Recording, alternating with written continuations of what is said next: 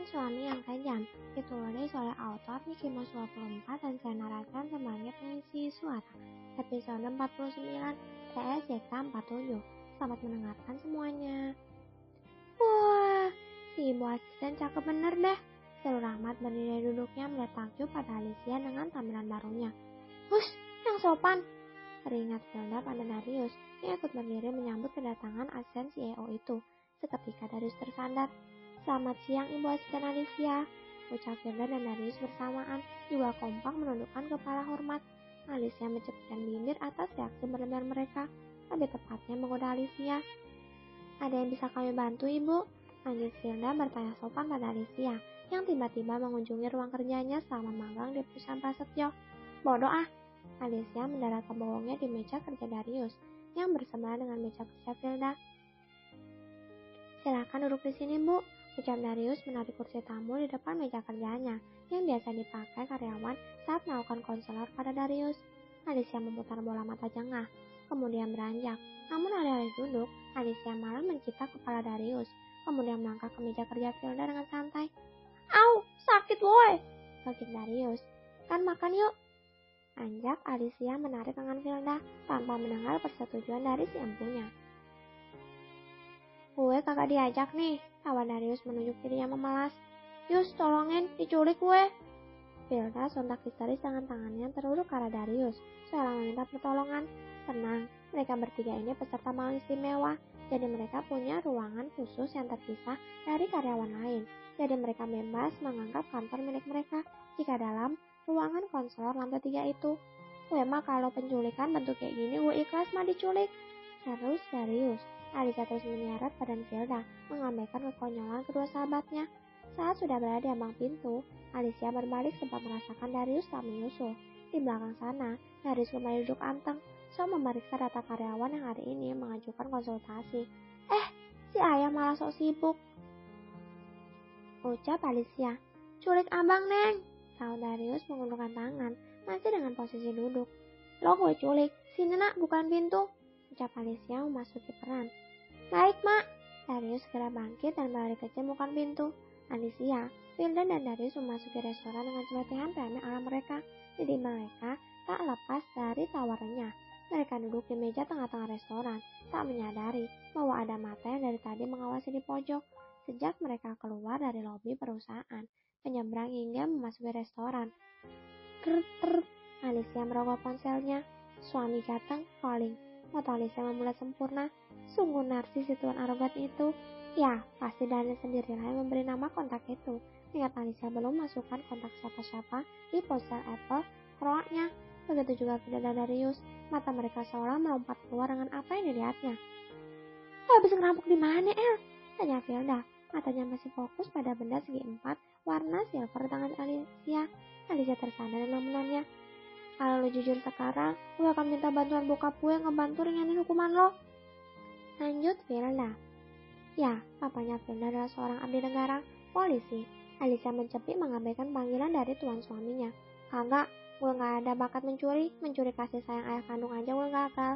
Balas Alicia dengan memutar bola mata malas.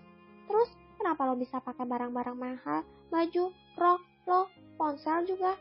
Emang kalian gak tahu pekerjaan gue sama ini? Tanya Alicia. Apa emang? Darius meneteskan kecap di jari kelingkingnya dan menjilatinya. Pemelihara tuyul. Ya babunya tuan muda dari Prasetyo lah, ucap Alicia sedikit kesal. Dia dari tadi bad mood, pengen ketemu dua sahabatnya agar bisa melupakan kesialannya, tapi malah dibuat sebel sama dua makhluk berbeda jenis kelamin di depannya. Pekerjaan babu tapi gaya kayak nyonya, ucap Hilda mengikuti Darius dengan meneteskan kecap di tengkuknya dan menjilatinya. Tapi memang nyonya sih, sama Darius.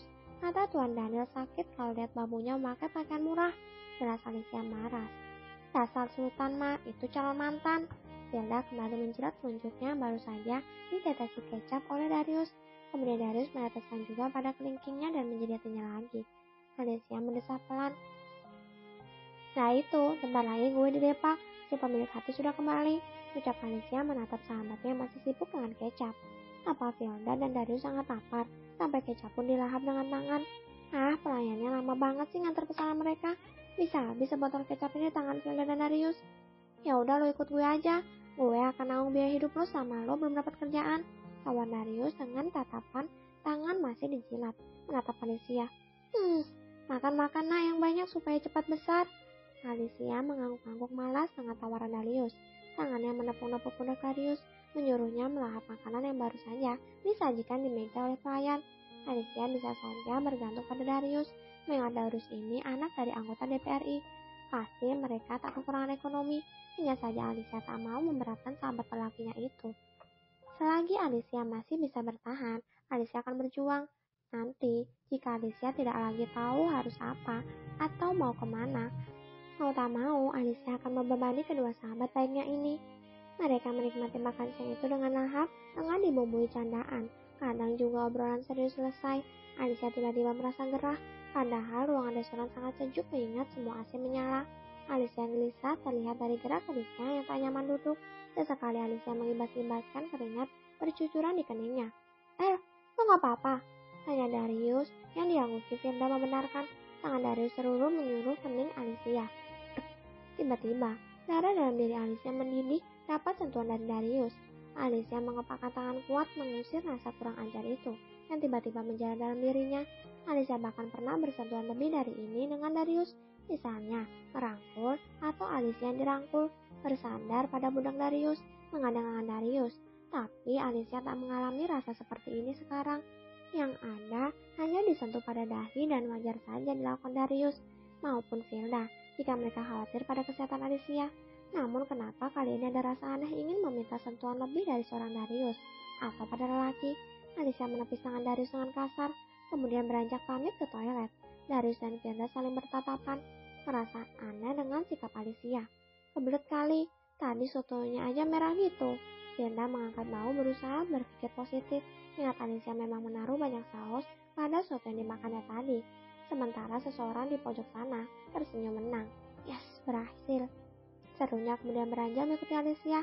Alicia berjalan dengan sempoyongan, susah payah melawan tubuhnya yang gerah dengan bulir keringat sebesar biji jagung di dahinya.